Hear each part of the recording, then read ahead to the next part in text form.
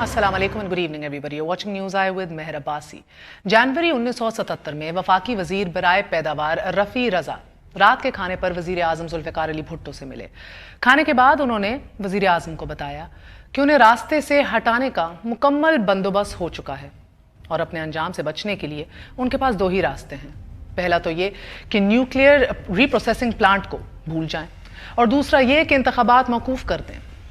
भुट्टो ने इन दोनों रास्तों को मुस्तरद कर दिया तो रफ़ी रज़ा कुडंट हेल्प हिमसेल्फ, बोले सर हम अगर इलेक्शन जीत भी जाएं तो हमें हमारे फतह के सम्राट से लुत्फ अंदोज होने की इजाज़त नहीं मिलेगी। आप बात ना मानकर खुद और अपने ख़ानदान को दाव पर लगा रहे हैं। रफ़ी रज़ा ने जाते हुए एक बार फिर भुट्टो से पूछा, सर आप ये क्यों कर रहे हैं? भुट्टो ने जवाब दिया, मैं चाहता हूं कि इस मुल्क में आंसू कम बहें और कम तलखी के साथ बहें।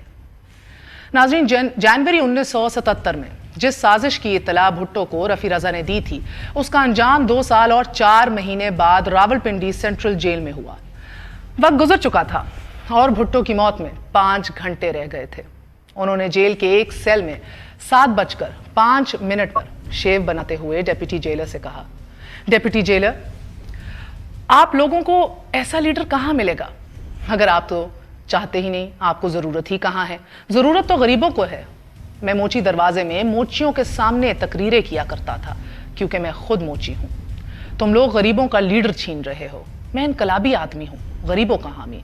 यार मुझे मारना ही था तो 2 साल खराब क्यों किया?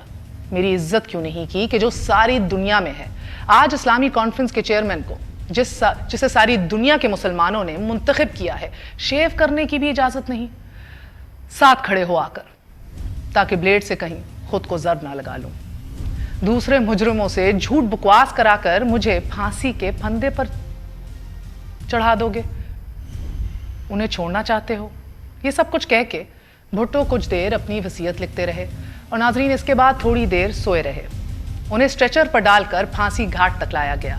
तख्तादार पर खड़ा करके हाथ पीछे बांधकर हथकड़ी लगाकर चेहरे पर स्याह मास्क चढ़ा दिया गया और फंदा गले में डालकर जल्लाद ने मजिस्ट्रेट की तरफ इजाजत तलब नजरों से देखा।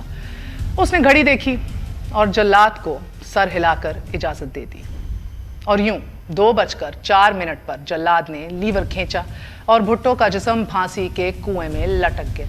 साजिश मुकम्मल हो गई। बस इतनी सी कसर रह गई कि भुट्टो हर उस घर को अपना मस्कन बनाने में कामयाब हो गया कि जिसकी छत हर बारिश में टपकती है। भुट्टो उन हजारों बेजमीन किसानों के कच्चे घरों में बस गया कि जो उसके दिए हुए 5-5 मरलों पर बने थे। भुट्टो अपने ही बनाए हुए दस्तूर के लफ्ज में छुप गया कि जिसकी हिफाजत की दुहाई उसके कातिलों के हम नवाह भी देते हैं। भुट्टो हिस्ट्री यानी कि तारीख बन गया और फांसी के बाद भी जिंदा रहा। कातलों को बादशाही मिल गई मगर मिट्टी में मिलकर मिट्टी हो गए और भुट्टो की कब्र की मिट्टी ऐसी पारस बन गई कि आसिफ अली जरदारी भी सोना बन गए।